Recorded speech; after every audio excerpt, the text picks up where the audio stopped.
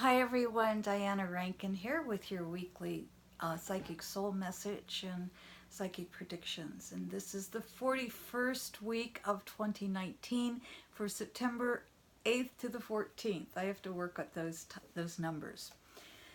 Excuse me. Okay. The question that came in, and it actually came in from a couple of different ones, but it's basically the same question, and that is, when are we going to get back? When are we going to get back to normal? And if so, well, when? And normal referring to not so much overt racism. We're going to look at that. Excuse me. We're also going to get a message from Phillip.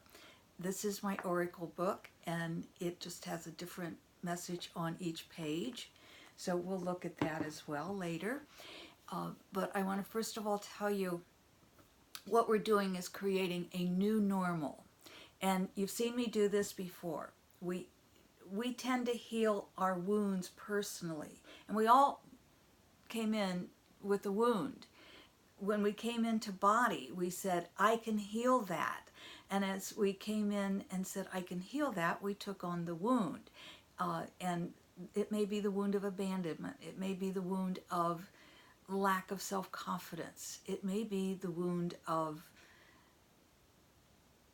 racial prejudice, and that has to be healed. Or it may be the wound of recognizing racial prejudice so we can heal it, etc., etc. So what we do is, though, we heal our wounds like this, and then they scab over. So we've got this big rupture underneath the wound. And what has happened what happens in our lives is the same thing that's happening in our country, in our world today, is the wound is ripped open. And that way the pus has to come out so the wound can then heal like this, and it's truly healed. Well, what we're doing is right now the wound is wide open and we're trying to heal it. Well, how do we heal it? We heal it with acts of love. But let me go back into the 60s, because in a few more weeks, so November 11th, I'm going to turn 74. And I forgot to read the book that I'm supposed to have short hair, etc., etc. So anyway, that's coming up in a few weeks. So I remember this, what we call the 60s, which actually even started back as early as the late 50s, but certainly in the early 60s, but mainly those late years of the 60s and into the early years of the 70s is where a lot of this took place. And I was out of college at 67, and a lot took place that year and into the next couple of years. So we had the civil rights movement taking place there. We had the anti-Vietnam War, and we call it the Vietnam War. It was never officially declared a war, but that's another story. We had work for let's not have the draft, because in my life, every young man who turned 18 had to register for the draft, and many had to go off to war.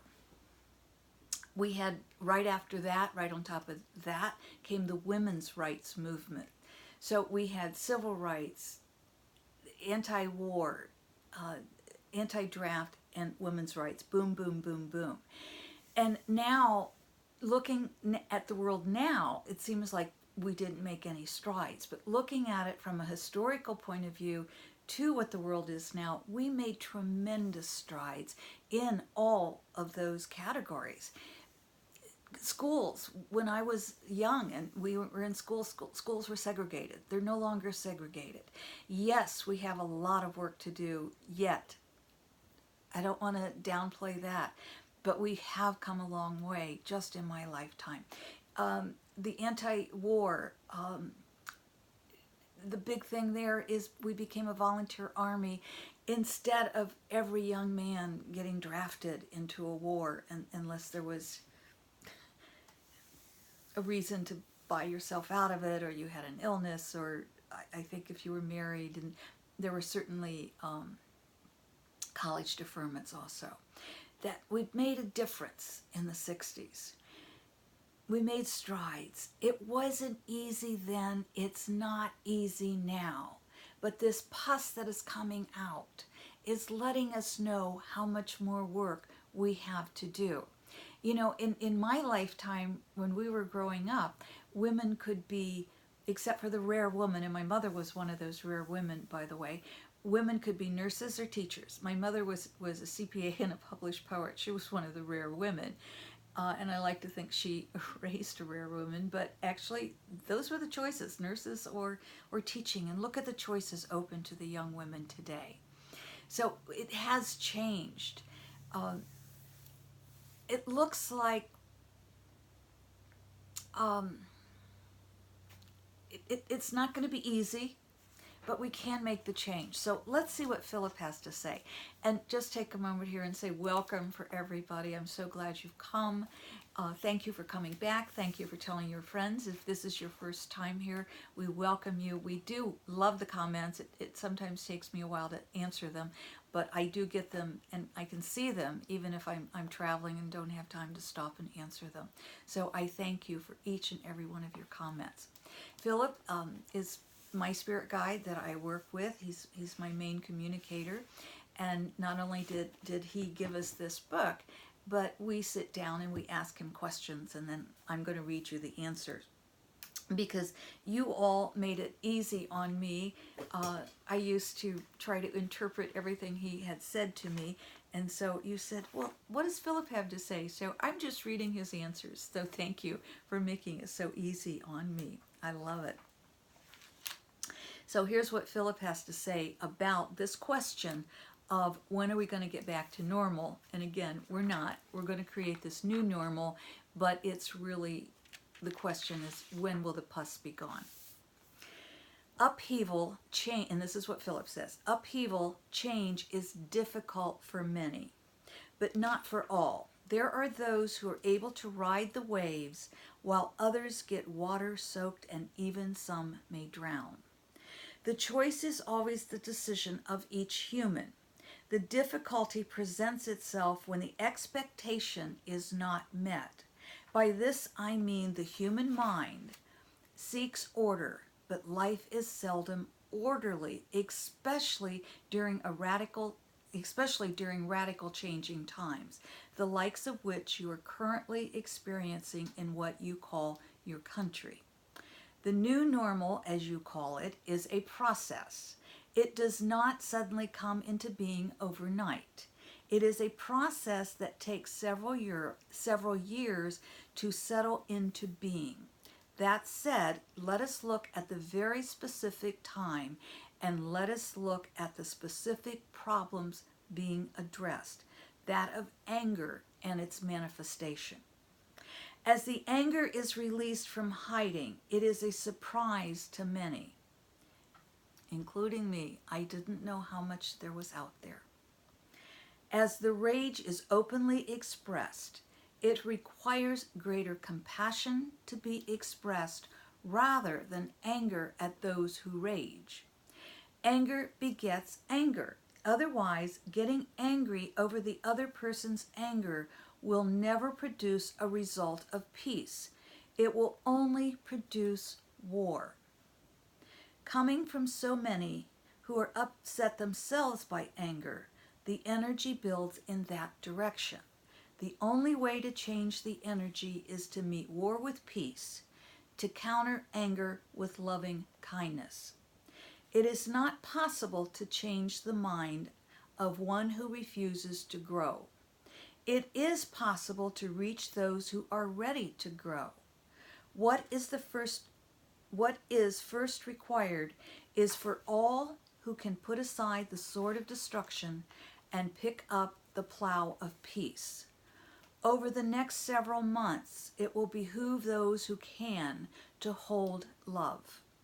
By this we mean each individual must examine their fears and angers and choose instead to feel and express in loving ways.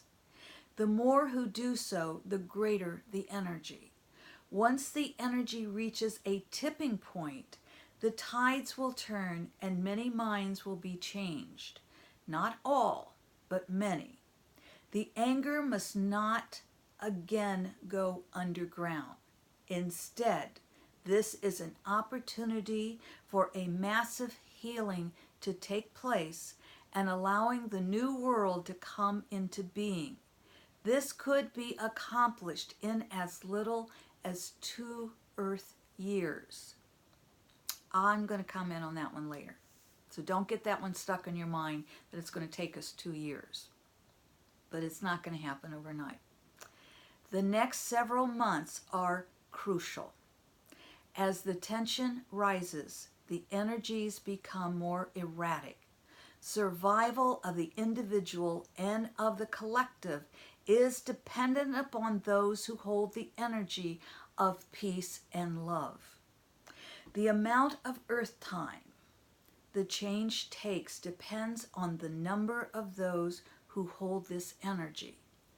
The more who move from anger to peace, from turmoil to calm, from fear to love, the faster the transformation. I want to read that last paragraph again. The more who move from anger to peace, from turmoil to calm, from fear to love, the faster the transformation. Those are Philip's words, my friends. So, looks like we're maybe in for a couple of rough years, but we can shorten that simply by how we treat ourselves and how we treat each other. Our responsibility, each of us have, is to quicken that time frame by acts of love. And remember, every single smile is an act of love. Every time we stop that anger that we're feeling and change it and get it out assertively. I'm not saying we don't speak up for ourselves. We absolutely have to. But we have to speak up in a way that says stop, but also isn't stop. There's a big difference between stop and stop. Got it? This one is being assertive and saying stop. This one's just being an anger fit. And I'm not saying we do this, but what I am saying, you get the idea. Every laughter, every time we laugh, we're adding love to the world. We're adding laughter. Every time we plant a tree or a flower, we're adding love to the world, especially if we're doing it in a loving way. So we have to look within. We have to bring our fears to the surface. Remember? So we can heal like this. And as we heal, so does our world. We're not going back to what we were. We don't want to. Let's move forward to a new normal where our world is filled with respect for all cultures and all people, including the planet and all animals. Let's have love and respect for everyone who calls planet Earth home. We can do this.